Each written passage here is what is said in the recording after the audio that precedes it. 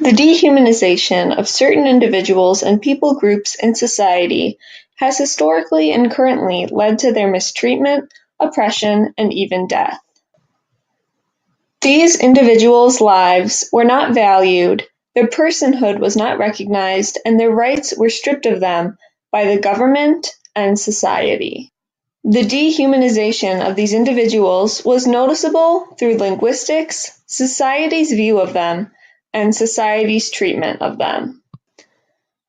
The oppression of these groups was legal in many accounts, and those who were most powerful in society usurped these individuals' inherent rights for their own benefit. The first group in which we see this problem arise historically in the United States of America is with the Native Americans. In the piece written by Black Hawk on the Native Americans' removal and resistance, it is evident that the United States government does not recognize the Native Americans' right to their land. Black Hawk is in agony over the treatment his people are receiving from the white American citizens. He questions what right these people have to their villages, and he notes that the whites burn our lodges, destroy our fences, plow up our corn, and beat our people. He also writes that we are told that the white people want our country and we must leave it to them. Despite the fact that the Native Americans inhabited this land long before the U.S. government was even established, the government still does not see this land as being owned by the Native Americans.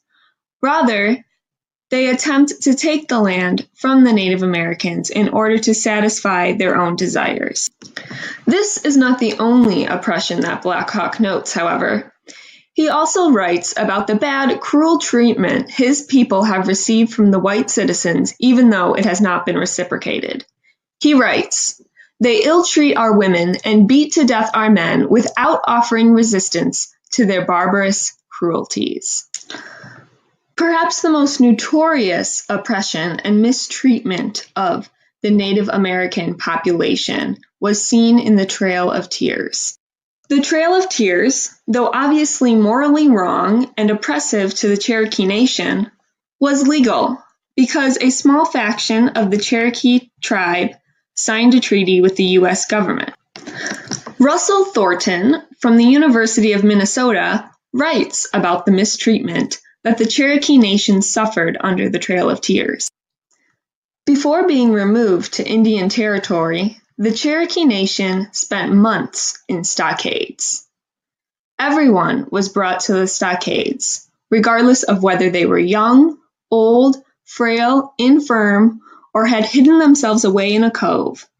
All were brought as prisoners to the stockades. While in the stockades, the oppression of the Cherokee Nation was quite evident. Children were separated from their parents, rations were furnished, and hundreds died in the stockades. Because of the Trail of Tears, the Cherokee Nation suffered. They suffered inhumane treatment. They suffered from the weather, mistreatment from soldiers, inadequate food, disease, and the loss of their homes. Russell Thornton's research shows that the Cherokee population would have been significantly larger had there been no removal. Potentially 10,000 more Cherokees would have been alive between 1835 and 1840. This removal devastated the tribe. The next people group that was historically oppressed by the United States government is the African American slaves. The act of slavery itself dehumanized the African American population. It treated them as property, sold them into slavery, and divided their family. In Harriet Jacobs' harrowing story, The Incidents in the Life of a Slave Girl, she writes, "A slave, being property, can hold no property." She also says to her master, "I am your daughter's property, and it is in your power to send me or take me wherever you please." Jacobs had no control over her own life. She could not marry the man of her choice, and she writes that she was entirely unprotected by the law. In addition to Harriet Jacobs' story, Frederick Douglass's narrative also depicts how slaves were treated as property. He says that when his master died, I was immediately sent for to be valued with the other property. He also writes how men and women, old and young, married and single, were ranked with horses, sheep, and swine. Due to the African American slaves being dehumanized and treated as property, they were killed and beaten by their masters. Harriet Jacobs writes in her narrative that her master said, "I have a right to do as I like with you, that I can kill you if I please." Douglass also has a horrifying account in his narrative about a lame young woman. He writes that his master would tie up a lame young woman and whip her with a heavy cowskin upon her naked shoulders, causing the warm red blood to drip. His master would keep this lacerated young woman tied up in this horrid situation 4 to 5 hours at a time. As I mentioned Jacobs wrote before, the African American slaves were entirely unprotected by the law, which meant that their dehumanization and mistreatment was not illegal. The mistreatment, oppression, and dehumanization of the African American slaves is obviously morally wrong. However, because of the benefit that the slaveholders and the U.S. government received from their labor, they continued to dehumanize them. In American society today, we have yet another example of dehumanization and oppression, and that is towards the unborn. The unborn are not protected by law, but rather their intentional killing is.